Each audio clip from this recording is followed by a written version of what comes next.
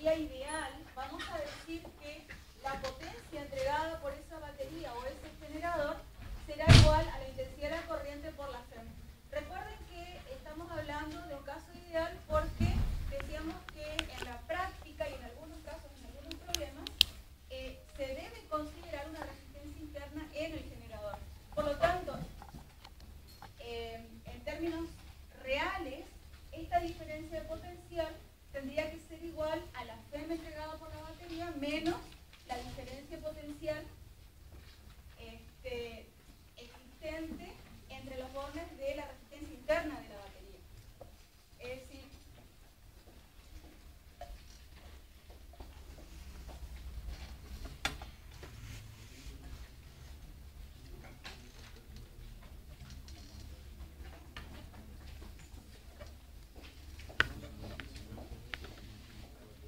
que la diferencia de potencial no era más que la FEM menos la intensidad de corriente por un R, donde esta R nos indicaba la resistencia interna de la batería. En términos ideales, decimos que no existe resistencia interna y por lo tanto el valor de la FEM se iguala a la diferencia potencial en los extremos de ese generador.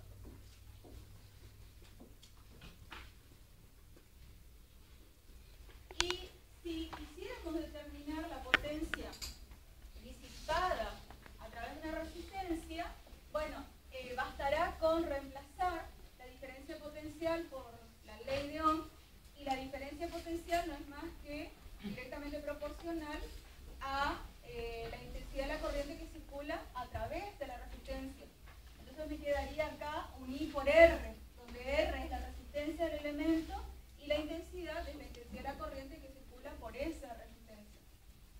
Entonces me quedaría expresado en función de la resistencia I cuadrado por R, o bien si conocemos la diferencia potencial entre los bornes de la resistencia, me quedará en función de ella, es decir, me quedará la diferencia potencial al cuadrado sobre la resistencia. Es aplicar en forma reiterada la ley de Ohm. Depende de los datos que tengamos.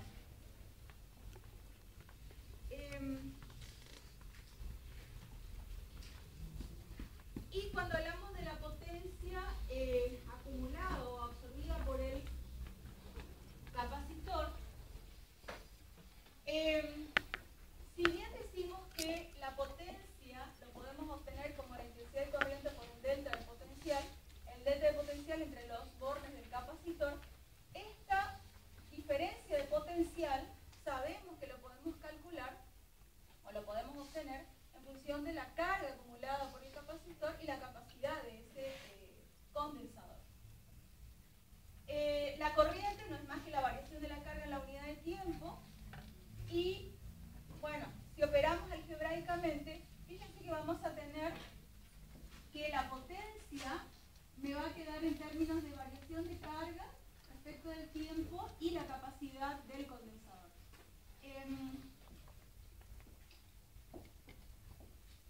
Si nosotros hacemos un balance energético en un circuito simple donde tenemos un condensador y una resistencia, que es el circuito con el que trabajaron en el laboratorio, tenemos que recordar que según el principio de conservación de la energía dispuesta por la batería es la que tiene que ser consumida por la resistencia en un miramos el circuito en un momento determinado. Entonces toda esa energía puesta en juego por la batería tiene que ser la disipada por la resistencia. Y en ese caso decimos que la FEM, que es la diferencia potencial, sería igual a la diferencia potencial en condiciones ideales, menos la diferencia potencial entre los bornes del capacitor, menos la disipada en la resistencia, tiene que ser igual a 0. Eso me da idea de conservación de la energía. Si lo escribimos en términos de potencia, nos quedaría que la potencia entregada por la batería, bueno, acá está ya despejado, pero la potencia entregada por la batería tiene que ser igual a la disipada en la resistencia más la acumulada en el condensador.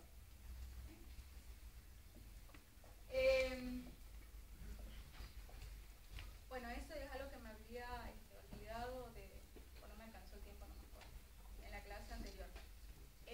acá lo que vamos a necesitar es la determinación de potencias generadas o entregadas por las baterías o en un circuito y las disipadas por las resistencias. Bueno.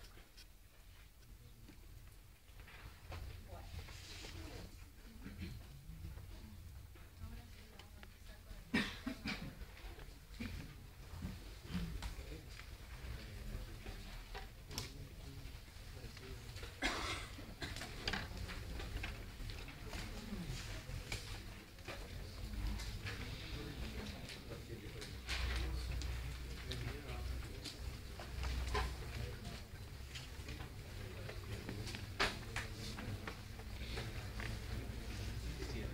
Fuerza magnética sobre cargas en movimiento.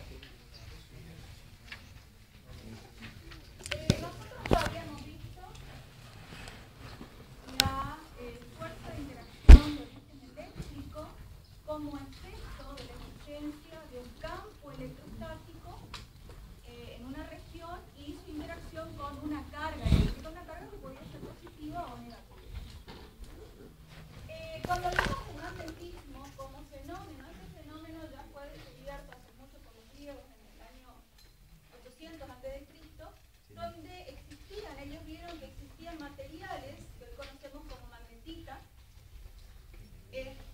unos materiales que atraían a ciertos elementos metálicos, en particular elementos como el hierro.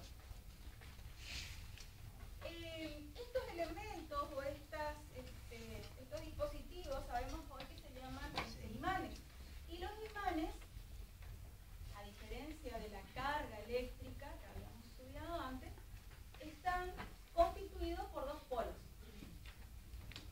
Y los nombramos polo norte y polo sur por su semejanza con los polos de la Tierra, porque la Tierra se comporta como un gran imán. Y la particularidad ahora es que un imán natural siempre conserva los dos polos. Es decir, si nosotros fraccionamos el imán, los polos permanecen. Es decir, no existe en términos reales y físicos la idea de fraccionar el imán y poder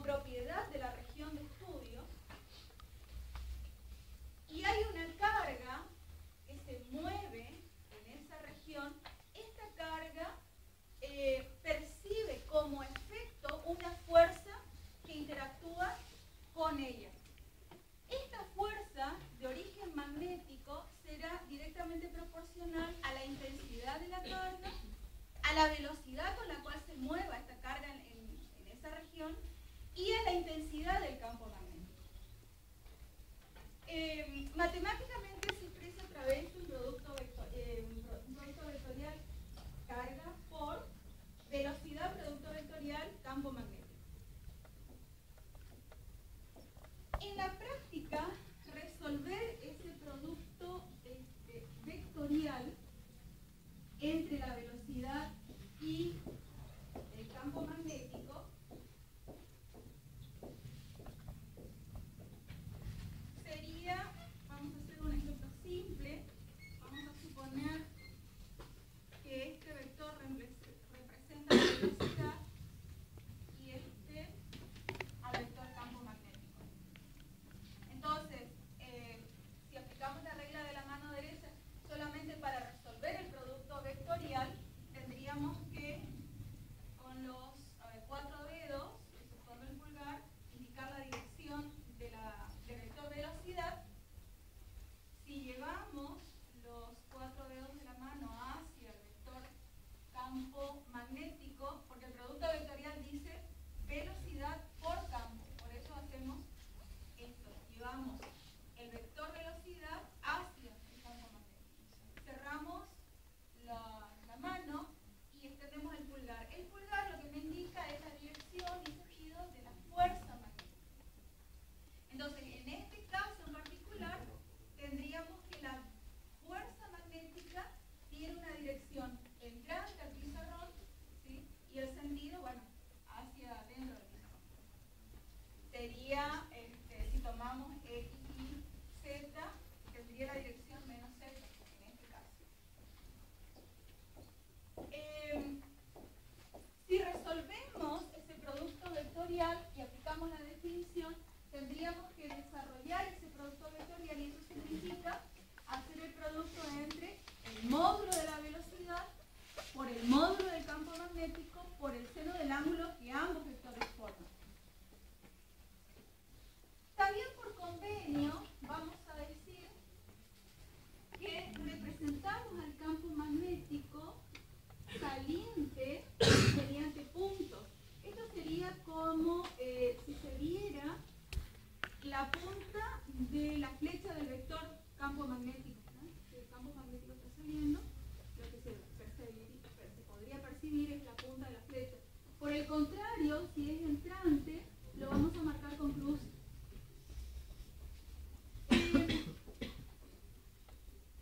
Esta definición de fuerza magnética está dada en función de una carga positiva. Aunque no se diga, esa carga Q es positiva, si no se tendría que poner el signo menos. Entonces, si la carga positiva se está moviendo en una región donde existe un campo magnético, fíjense que acá tiene, se está moviendo con esta velocidad V y el campo magnético es perpendicular al mismo. Entonces, la fuerza magnética que actúa sobre esa carga, desplazándola de su posición original o su trayectoria original, sería, si llevamos la velocidad hacia el campo, la fuerza magnética es entrante, en este caso, a la pantalla. Si en lugar de trabajar con una carga positiva tuviéramos que analizar una negativa, la fuerza magnética tendrá la misma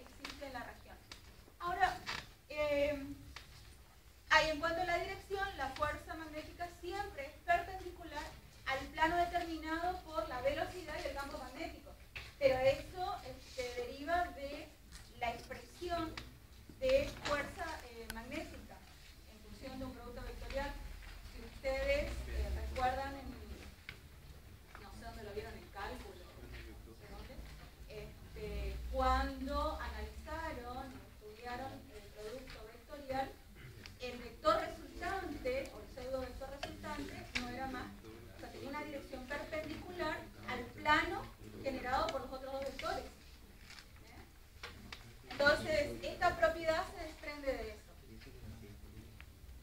Ahora, en todo momento hablé de fuerza magnética sobre una carga que se mueve en un campo magnético. Ahora les pregunto, ¿qué pasa si la carga estuviera en reposo?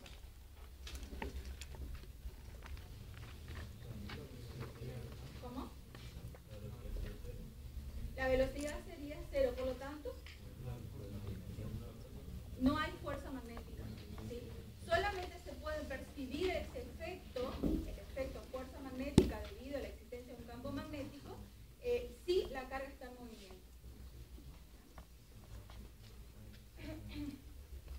Entonces, algunas diferencias entre las fuerzas eléctrica y magnética. En el caso de campo eléctrico, nosotros decíamos que la fuerza eléctrica tenía la dirección del campo eléctrico. En el caso de la fuerza magnética, no. La fuerza magnética es perpendicular al campo magnético. En el caso de la fuerza eléctrica actúa sobre una carga independientemente de su velocidad. Si puede estar en reposo o se puede mover, no importa. Pero en el caso de la fuerza magnética actúa solamente sobre partículas cargadas, pero en movimiento. Y ya vamos a ver el tema de trabajo. En el caso de fuerza eléctrica decíamos, realiza un trabajo para desplazar una carga.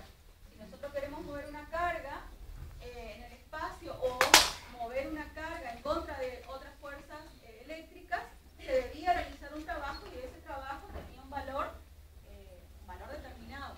En el caso de la fuerza magnética ya vamos a ver que si calculamos el trabajo realizado para desplazar una partícula cargada, ese trabajo es nulo.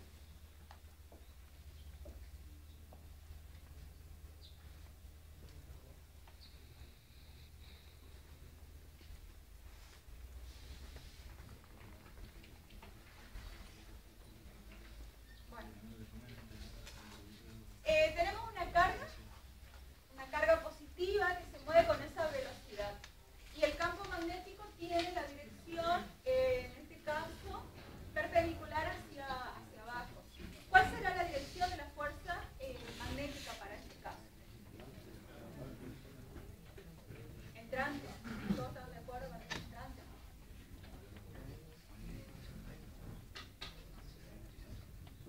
Sí, tendríamos que hacer nada más que resolver aplicando la regla de la mano derecha. ¿Sí? Hacia adentro. Entrante a la página.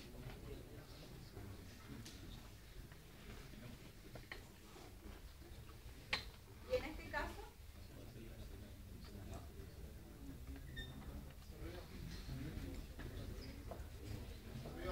hacia arriba. Con la velocidad llevamos hacia el campo y el pulgar nos indica cuál es la dirección de la fuerza.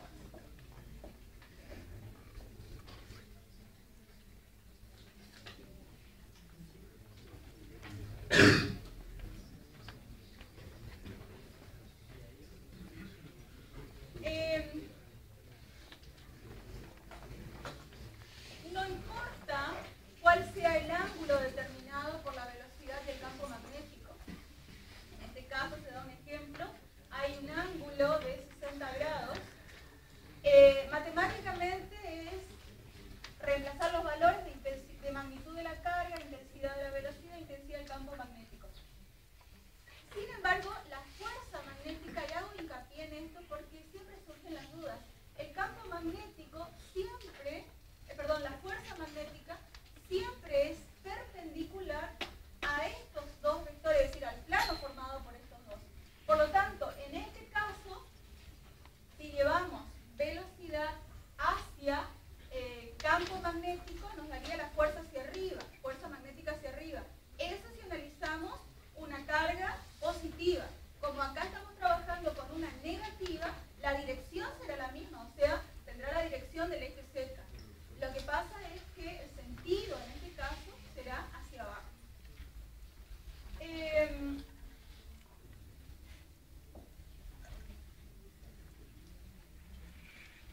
que lo dije por ahí arriba.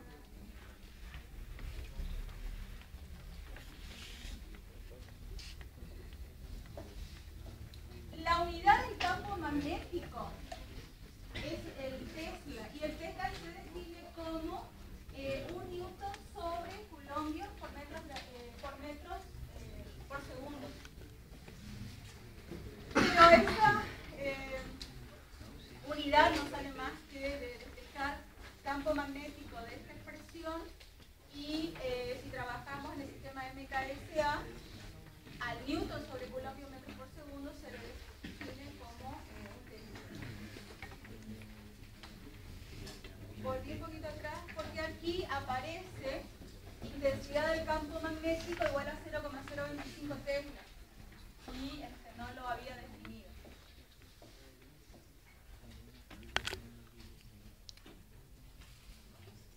La forma de trabajar es muy similar a como lo hicimos antes en fuerzas eléctricas y campos eléctricos, porque son magnitudes vectoriales. La cuestión ahora es poder desarrollar el producto vectorial. ¿Sí? Pero en todos los casos sabemos cómo hacerlo, porque un producto vectorial no es más que el producto de los módulos de los vectores intervinientes por eso en el ángulo que ambos forman. Entonces, lo que uno tiene que saber hacer ahora es trabajar con el ángulo fundamentalmente y con el desarrollo de esa expresión.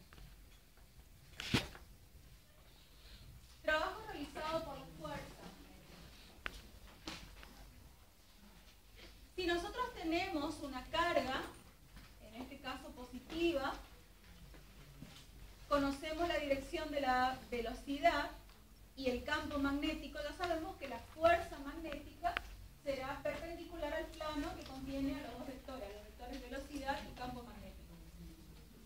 Si nosotros queremos determinar el trabajo realizado por la fuerza magnética, de acuerdo con la definición, el trabajo realizado no es más que la fuerza aplicada por el diferencial de desplazamiento. Es decir, hay un producto escalar entre la fuerza y el desplazamiento. Como estamos trabajando con fuerza magnética, la fuerza magnética sabemos cómo expresarla en función de la velocidad y del campo magnético.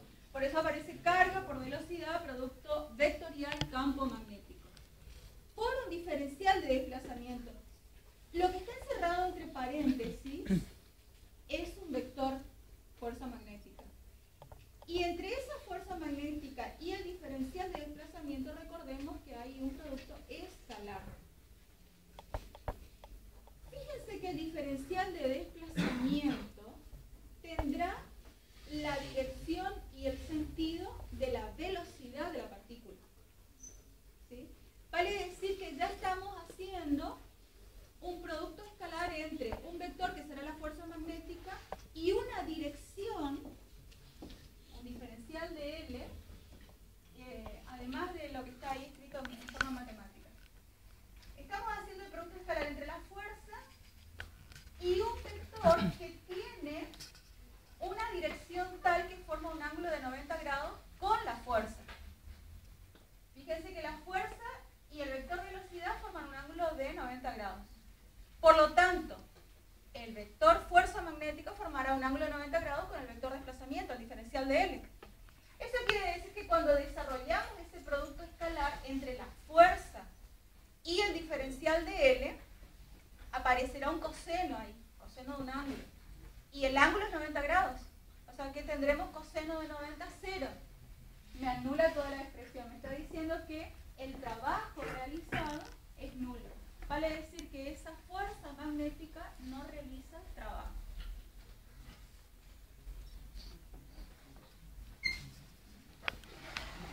En la expresión matemática, el diferencial de L se reemplazó por el producto de velocidad por diferencial de tiempo, porque estamos considerando que la partícula se mueve con una velocidad uniforme, solamente por eso. Por ahora vamos a trabajar de esta manera.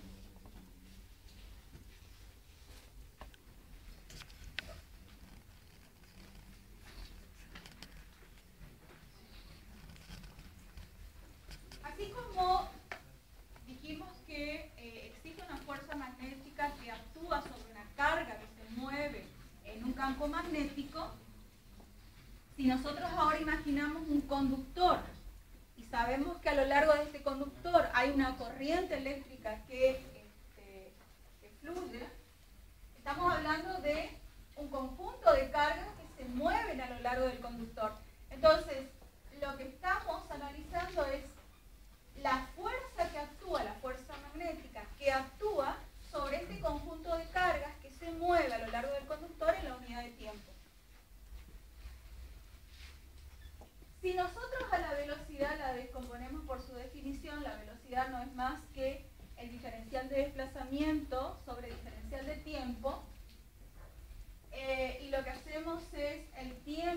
vincularla a la carga, esa carga por unidad de tiempo nos da la definición de corriente eléctrica.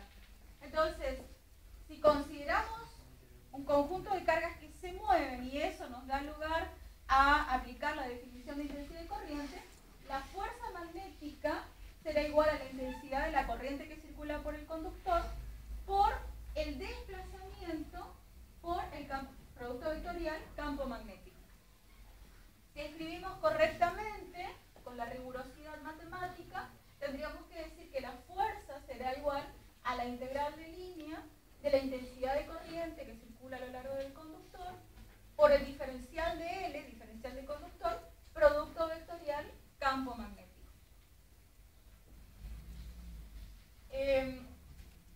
Si tenemos una carga positiva que se mueve a lo largo del conductor, de hecho recordemos que el sentido del movimiento de las cargas positivas nos da el sentido de circulación de la corriente.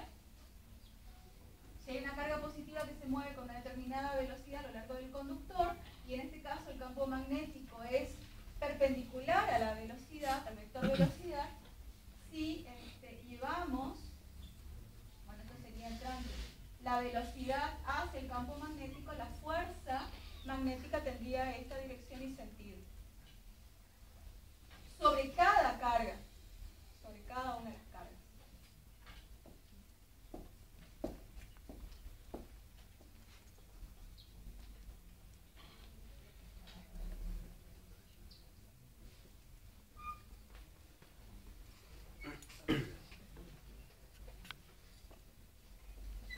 Cuando una carga se mueve dentro de un campo magnético, dijimos que aparece una fuerza de origen magnética y esta fuerza de origen magnética está vinculada a la velocidad, a la carga del campo magnético. Puede ocurrir que estos dos vectores tengan la misma dirección, puede ocurrir que sean perpendiculares entre sí, y la tercera opción sería que ambos formen cualquier ángulo. Si la velocidad y el campo magnético forman un ángulo de 0 grados y en la misma dirección, ¿qué pasa con la fuerza? Con la fuerza y con la carga que se mueve. La fuerza es nula. La fuerza es nula y eso significa que se detiene la carga.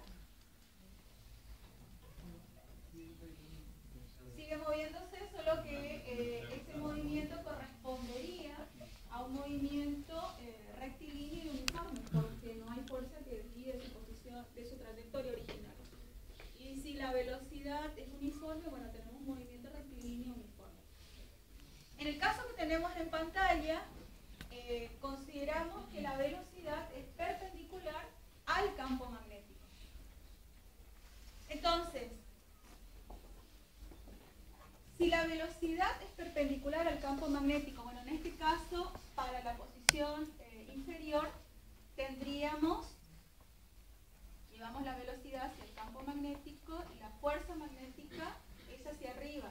Vale decir que esa fuerza lo que hará es llevar a la carga o desplazar a la carga de su trayectoria original. En un primer momento no decimos de que la trayectoria será circular. Lo que vamos a hacer es tratar de probarlo, de llegar a esa conclusión. La fuerza magnética desplaza a la partícula de su trayectoria original. Ahora, esa fuerza, por la segunda ley de Newton, no es más que la masa por la aceleración. Pero la aceleración que tenemos que considerar es la aceleración total que actúa sobre, o que se ejerce sobre la partícula. Cuando hablo de aceleración total, me tengo que referir a una aceleración normal y una tangencial a la partícula.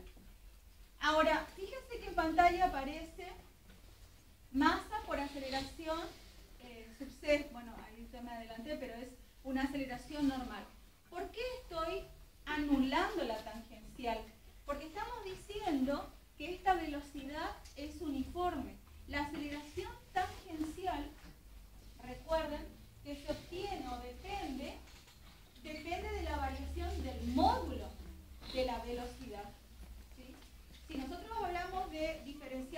velocidad respecto del tiempo, nos estamos refiriendo al módulo, como el módulo no cambia, la aceleración tangencial se anula. En el caso de la aceleración centrípeta, que es la normal, esta aceleración depende de la variación de la dirección de la velocidad, no del módulo. Entonces, esa aceleración normal que aparecería ya en sumatoria, fuerza total igual a masa por aceleración, esa aceleración es la normal centrípeta. Esa aceleración la calculamos en función de la velocidad tangencial y el vector posición, que es el R que aparece ahí. Entonces, por un lado, la fuerza no es más que la fuerza eléctrica, la fuerza magnética, que es carga por velocidad por campo magnético.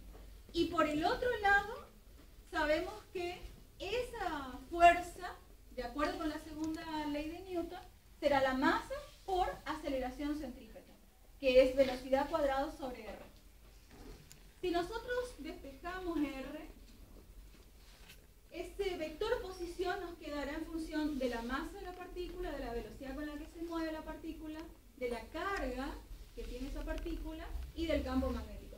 Como todas esas magnitudes son constantes, R tomará un único valor.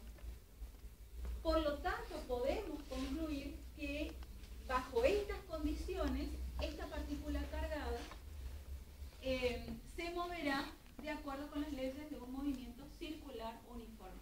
Por un lado, la partícula describe una trayectoria circular y por el otro lado obedece a las leyes del movimiento circular uniforme. Cuando explican este caso, no se parte de que esta partícula ya describe una trayectoria circular. Es al revés. Uno tiene que hacer el análisis y concluir en que la partícula describe una trayectoria circular. Allí tendrían que hacer la suma, faltaría escribir fuerza igual a masa por aceleración centrípeta más la tangencial. Pero bueno, eso está en el libro.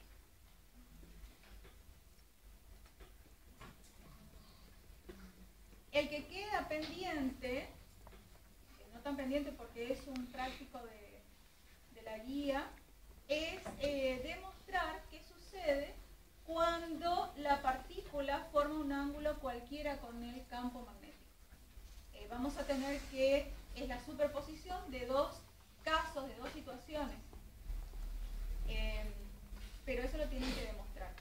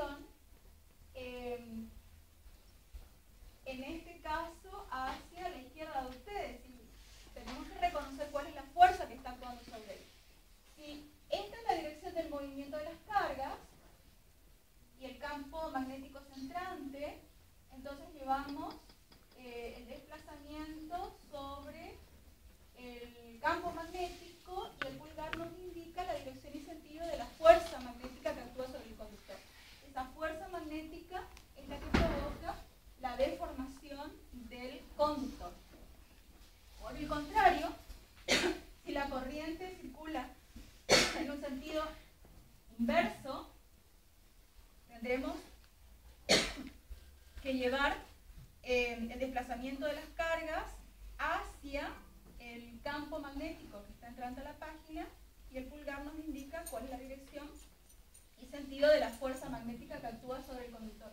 Por lo tanto, la deformación se producirá hacia la derecha, porque la fuerza que actúa es hacia la derecha.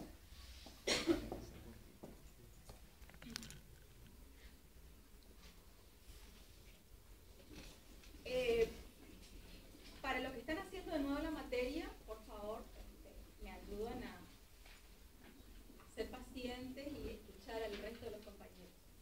¿Qué pasa aquí cuando tenemos dos conductores paralelos a lo largo de los cuales circulan dos corrientes eléctricas? Las fuerzas de interacción entre las dos serán de atracción, de repulsión, o vamos a decir de que no existen fuerzas porque se compensan de alguna manera.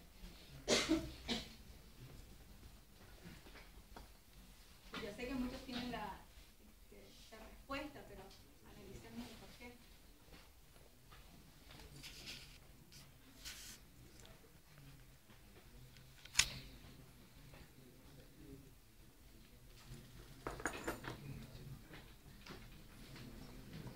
¿Cómo son las fuerzas de atracción, de repulsión, o se compensan y se anulan?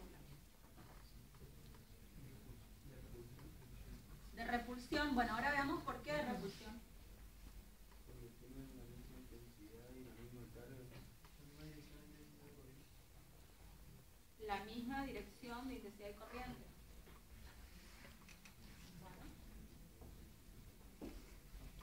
¿Nadie opina nada más?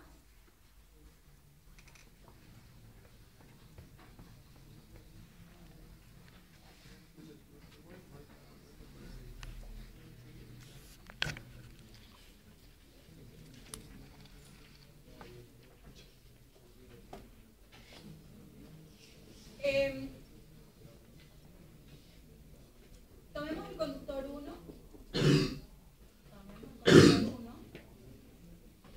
Este conductor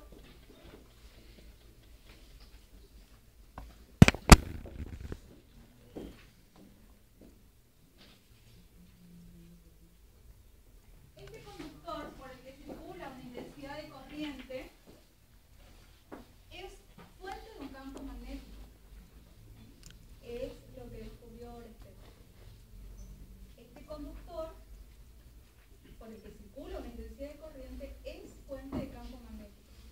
Entonces, para determinar cuál es la dirección del campo magnético en la región circundante, lo que vamos a hacer es, con el pulgar, vamos a indicar el sentido de circulación de la corriente. Y con el resto de los dedos, vamos a indicar cómo las líneas de campo abrazan al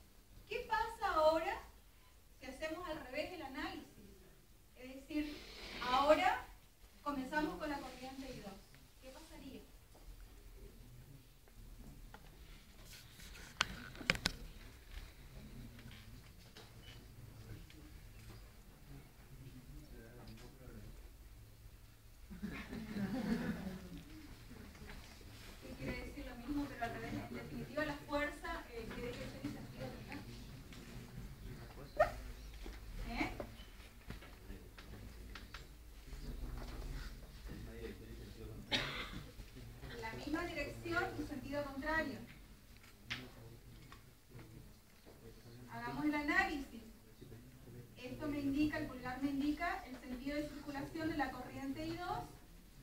El campo será entrante en este semiplano.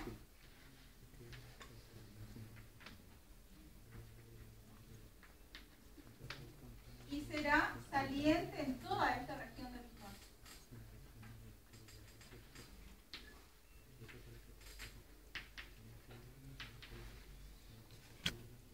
Y ahora tengo que esta carga positiva se mueve en esta dirección. ¿Sí?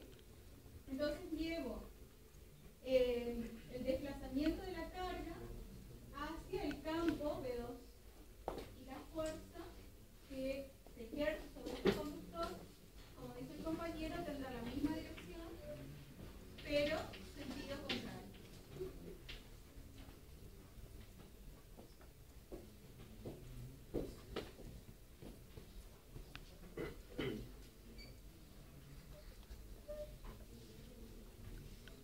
Hay fuerzas de tracción entre sí. Si las direcciones de circulación fueran diferentes, fueran opuestas, obviamente tendríamos fuerzas de repulsión. Bueno, ese análisis lo van a hacer ustedes.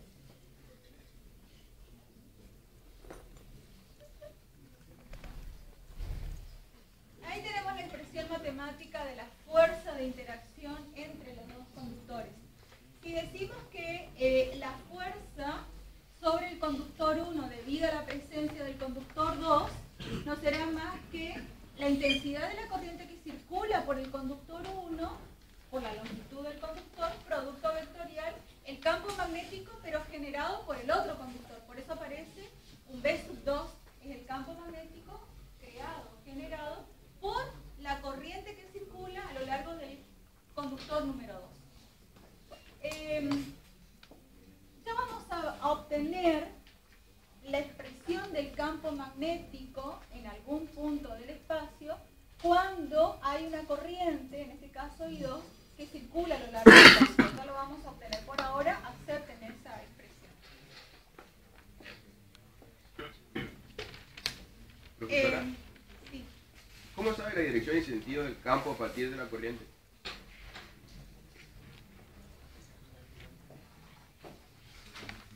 Dirección y sentido. Del campo. Del campo. La dirección será siempre perpendicular al plano. Sí, en este caso. A ver si es lo que me estás preguntando. Si consideras que las cargas se mueven en esta dirección, ¿sí? Estas cargas siempre, en movimiento, siempre dan lugar a líneas de campo cerradas y concéntricas. Siempre vamos a tener acá líneas que son cerradas. Ahora, el vector siempre es tangente en cada punto de esa línea. Por lo tanto, el punto en este punto será perpendicular a la línea de campo que pasa por ahí. Entonces consideramos que es entrante aquí y saliente aquí. En este punto. ¿Sí? Acuérdate que lo que decimos es que en este caso las líneas de campo abrazan al conductor. Imaginariamente en este punto, que es un punto que pertenece a la línea de campo, tenemos un vector que es tangente a la línea de campo. Entrante aquí, saliente aquí. No sé si eso es lo que estás preguntando. Sí.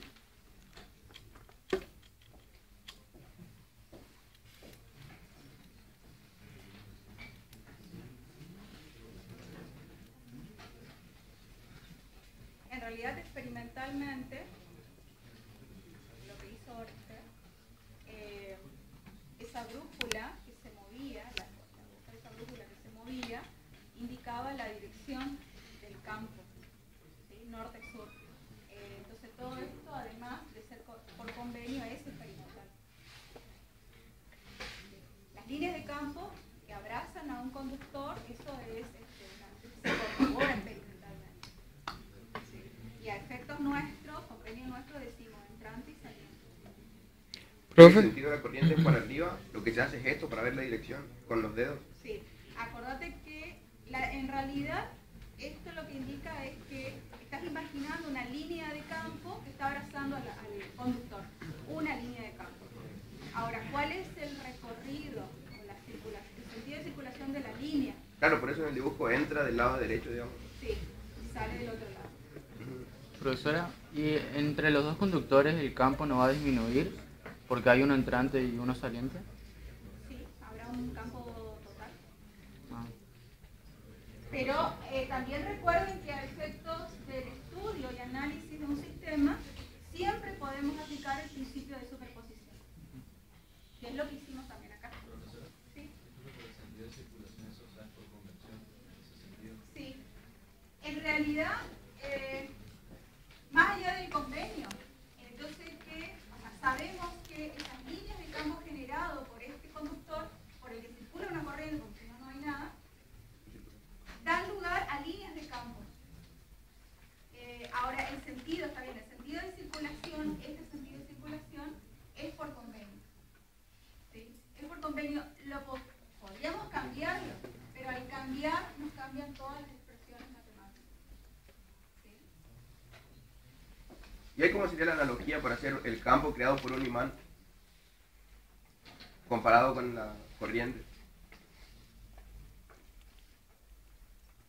El campo creado por un imán, digamos, lo que querés hacer es colocar aquí un imán en lugar de... ¿Cómo va el imán para que se produzca el mismo campo, digamos?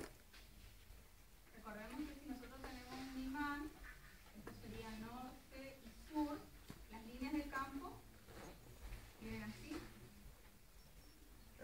Sí. Entonces en este caso es fácil. ¿Sí? Porque el recorrido es el mismo. Profe, usted al decir que gira el campo, ¿verdad? No, no gira el campo. No gira el campo. No, el conductor crea líneas de campo. El conductor crea líneas. O sea, el vector ahí va entrante al pizarrón, pero el punto inicial del vector es sobre el cable, viene a ser el conductor. Porque ahí usted dice que le abraza, pero va un solo vector sobre... Claro, en cada punto. En cada Lo que punto. tenemos, por ejemplo, aquí, si tenemos el imán y las líneas de campo, depende de dónde nosotros quieramos estudiar el campo magnético, por ejemplo. Entonces, en cada punto de esas líneas vamos a tener un vector campo magnético. ¿Sí? Ahí hay distintos vectores. Cada vector me representa la dirección y sentido del campo magnético en ese punto de la región. ¿Pero de dónde nace, profe?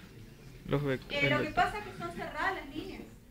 Entonces, ya. da la vuelta, comienza en un lugar, da la vuelta y cierra. Sí. No en el mismo lugar, pero es cerrada, entonces no tiene comienzo ni fin. Son continuas y cerradas. Y no se cortan entre sí. Ujú.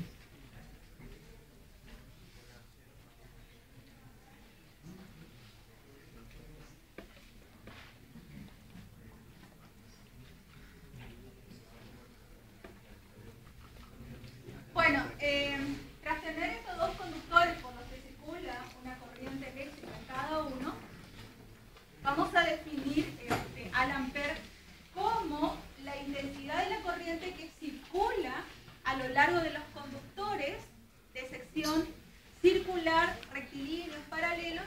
Tomamos longitud infinita, eso quiere decir longitudes muy largas frente a la distancia que existe entre los dos. La distancia entre los dos conductores es de 1 metro, está ubicado en el vacío, y este sistema lo que hace es provocar una fuerza magnética de un valor de 2 por 10 a la menos 7 newton por unidad de longitud de cada conductor. Si la fuerza magnética toma ese valor de 2 por 10 a la menos 7 newton, entonces decimos que la corriente que circula a lo largo de los conductores es de 1 ampere.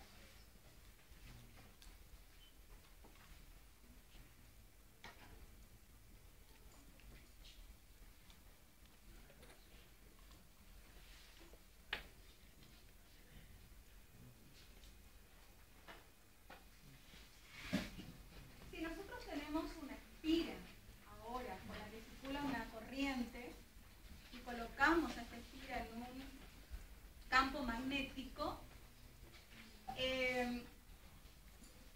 como hay cargas en movimiento a lo largo de la espira, obviamente que tiene que haber fuerza magnética, como efecto del campo magnético. Entonces, si consideramos el tramo 1 y 3, la fuerza magnética en esos dos tramos se anula, porque fíjense que estamos diciendo que en el tramo 1 la carga se mueve en esta dirección y el campo magnético tiene una dirección tal que forma un ángulo de 180 grados. Vale decir que cuando se calcula la fuerza y desarrollamos el producto vectorial, allí aparece el seno de 180 grados. ¿Sí? O sea que me da 0. Por lo tanto, en el tramo 1 y en el tramo 3, las fuerzas se anulan. Sin embargo, sobre los otros dos tramos, el tramo 2 y el tramo 4, existen dos fuerzas. Si consideramos una carga que se mueve a lo largo del tramo 2, tenemos que la velocidad del movimiento me indica hacia abajo. Llevamos el vector velocidad hacia el campo magnético. La fuerza que se ejerce sobre el tramo 2 sería saliente, ¿sí? Al plano. La intensidad de esa fuerza lo podemos determinar. Sabemos que la fuerza no es más que la intensidad de la corriente por la longitud del tramo 2, que en este caso mide A, y por la intensidad del vector campo magnético, por el seno del ángulo que ambos vectores forman. Ese menos A por J que aparece allí es por el recorrido de la carga, ¿sí? Tendría una dirección y sentido en la dirección menos I, por eso aparece menos A por J. En realidad J es negativa.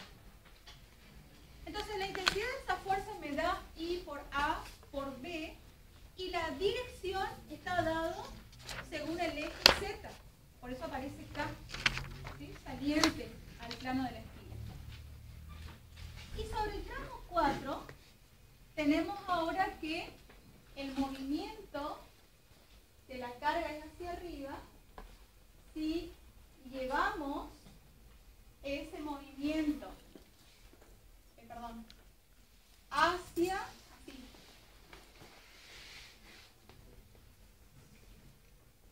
la fuerza sería entrante. Quiere decir, hay una fuerza saliente y hay una entrante. En ese caso, fíjense que los módulos de las fuerzas van a ser iguales. Vale decir que si nosotros sumamos las fuerzas intervinientes, vamos a obtener como fuerza neta 0. Y eso es coherente porque no hay desplazamiento de las cargas en la espira, o desplazamiento de la espira en realidad en el campo en cuestión. Sin embargo, la existencia de fuerzas iguales en dirección y en módulo, pero sentido contrario, dará lugar a que esta espira tienda a rotar. Eso significa de que existe un momento o torque que no debe ser igual a 0. Y eso sí lo vamos a calcular. Bueno, vamos a hacer un recreo.